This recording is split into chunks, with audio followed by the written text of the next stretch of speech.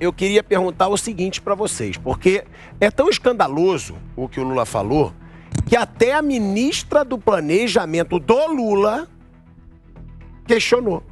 Até a Simone Tebet, eu sei que é difícil falar bem da Simone Tebet, mas ela discordou do Lula e ela expôs essa situação. Ela falou o seguinte: é um governo, pode deixar aqui ao vivo mesmo, já tô lendo aqui, ó. É um governo que não respeita os direitos fundamentais, falando da Venezuela. O direito de liberdade de expressão, o direito do cidadão de ir e vir e fazer as suas críticas, ainda que construtivas ao governo.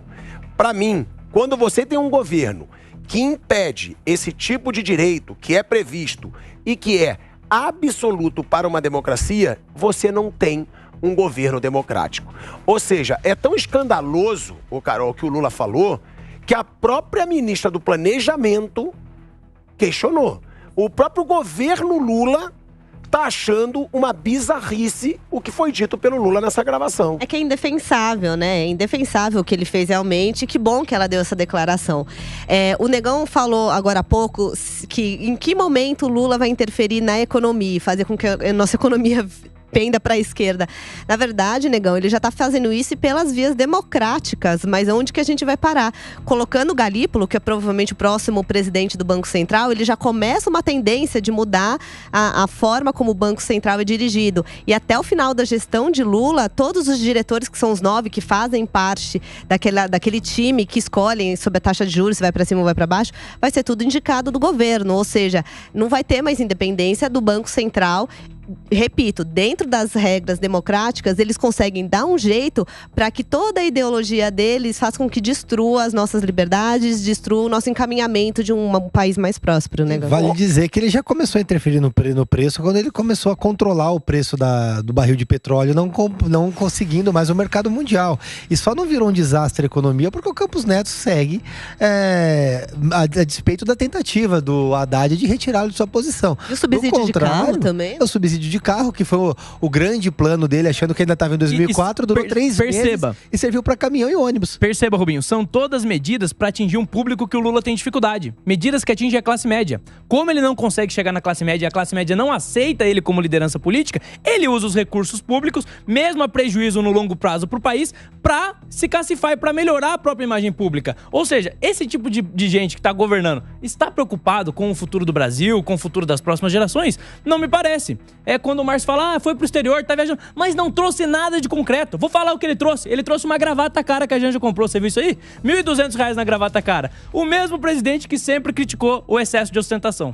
E ó, eu vou perguntar pro Holliday primeiro, porque vai entrar com a gente no ar um jurista também, tá? O Adib Abduni, para falar conosco sobre essa situação. O que o Lula disse fere a Constituição? O que o Lula disse pode ser usado contra ele? Porque aí vale a gente perguntar. E a gente vai ter um jurista com a gente aqui para falar sobre essa situação, porque é o que eu falo. Agora é a pergunta: cadê a oposição? Agora a oposição tem um argumento forte, quem sabe até para um pedido de impeachment. Não sei se eu estou exagerando, eu vou perguntar para o jurista, porque é uma defesa descarada, de uma ditadura. O Lula acaba de chamar a ditadura comunista da Venezuela de uma democracia relativa. Agora, Holliday, antes da gente receber aqui o Adib, que é o jurista que vai falar sobre essa situação, eu vou até aí. Eu vou aí para te fazer a seguinte pergunta. Você tá na política, né? Você é vereador, você conhece muitos políticos hoje. E aí eu te pergunto, o que representa para um presidente da República quando uma de suas ministras, que são ali seus cargos de confiança, questionam o que ele disse? Olha, é uma humilhação, né? Porque é uma funcionária dele, isso é, alguém abaixo dele que tá claramente seguindo contra as orientações do governo. Será que ela tá querendo sair, tá arranjando desculpa? Então, esse que é o negócio. A Simone Tebet, eu acho, ela tem um problema grave ali, porque ela quer se manter no governo para manter influência, para conseguir entregar alguma coisa, mas ela também precisa manter a imagem de limpinha da terceira via. E para se manter limpa na terceira via, ela não pode defender uma ditadura aberrante, como é o caso da Venezuela. E nesse sentido, acho que tem outros ministros ali com o mesmo perfil, como é o caso da Marina Silva.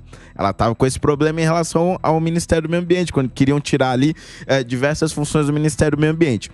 E o Lula, quando foi eleito no segundo turno, disse que o governo dele não seria um governo petista. Seria um governo de ampla coalizão, com diversas frentes democráticas. Essa malandragem não tal. tá aí, Holiday? Então, mas agora é a hora da gente ver se vai ser isso mesmo. Porque se for realmente esse governo amplo, etc., ele vai ter que admitir e permitir cada vez mais discordâncias dentro do governo. Isso vai desestabilizar o governo. Só um discordar já é estranho, porque a Marina até agora não falou nada. Não, mas ela já tinha discordado dele no negócio do meio ambiente lá da Petrobras. Então, assim, tá se tornando quase que cotidiano. Um governo que tem ministros discordando abertamente do presidente da República, cotidianamente, e que tem problemas de relação com o Congresso Nacional, como ele tá tendo, é, no mínimo, tendente a impeachment. Olha aí, uma declaração forte do Holiday. Agora, eu sei que você tá olhou pra mim. É uma ministra do incomodado. Lula. É uma ministra do planejamento. É um dos seus cargos de confiança. Questionando o que ele falou. Eu sei que muito petista, muito lulista, eles vão rir. Eles vão falar, mas não tem que rir. Tem que se questionar, você tem que falar, gente, é uma ministra publicamente discordando do que disse o presidente. Eu acho que na democracia isso foi assim mesmo. Você teve no governo Bolsonaro, no governo Dilma, no governo Temer, um monte de ministro que discordou do que necessariamente o presidente falou. E eu considero a Simone Tebet uma pessoa, uma política com alto poder de discernimento. E faço dela as minhas palavras. Eu acho que ela tem total razão no que ela colocou aí. Discordar, o Pilhado, não quer dizer revolução, entendeu? Não quer dizer briga, não quer dizer que tem que começar a virar uma bagunça. Todo mundo, seja ministro, seja vereador, como nosso querido Holiday, todo mundo está na liberdade de expressão, que a gente defende aqui. E se o Lula não defender a liberdade de expressão dentro de casa, vai defender onde? E não só o Lula. Eu acho que os ministros têm que falar o que eles pensam mesmo. Mas são raros. Aqui a gente fala o que a gente pensa. Sabe o que eu digo pra Simone Tebet, pra todo mundo que votou no Lula e agora tá questionando? Faz o L, ó. A gente avisou.